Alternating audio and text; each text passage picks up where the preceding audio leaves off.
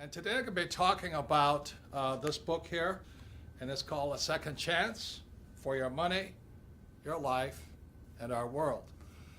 And in many ways, this book is the reason I wrote Rich Dad, Poor Dad. And it's kind of the history of how I came to write Rich Dad, Poor Dad. So this book is a little bit more in depth, a little bit more pictures, and I think you'll find it very interesting, especially for those of you who need a second chance for your money, your life, and our world. Because as you know, today we're in the 21st century, and many people are still operating in the 20th century. And so that's why A Second Chance is in 3 parts. And part 1 starts about old school. And old school says, go to school, get a job, work hard, save money, buy a house, get out of debt, and invest in the long term for the stock market. And for those of you following that advice, go to school, get a job, work hard, save money, buy a house, get out of debt, invest for the long term, you're doing 20th century activities. You're going to come into the 21st century. So that's how A Second Chance starts. The way you predict the future is you look at the past, and you look at the future.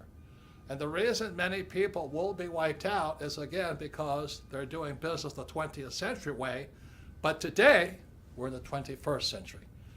So the first part of this book, I make it very easy for people to understand. There's lots of graphs and charts. And the reason I use graphs and charts is because you don't have to be an economist. You know, you look at the graphs and charts and you go, oh my God, this is what's happening to the middle class. Income for the middle class is going down. And yet, people still say to their kids, go to school and get a job. That's 20th century thinking. So when you look at this chart, you go, oh my God, why would I tell my kid to go to school and get a job when incomes are coming down? And then what else is happening as the middle class comes down, what you see on this chart here, is in America, poverty is going up.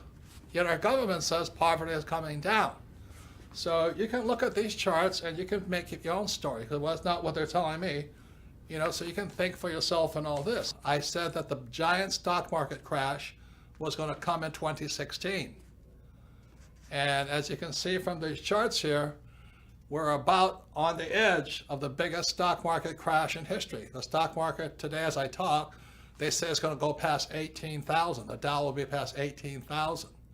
And a lot of amateurs are, oh, that's good. The stock market's going up, so they're going to get in, and they'll get in, and the crash will come down. If you believe the idea that investing for this long term in the stock market is really smart because the stock market is going up, then you're an idiot, but you want to believe them.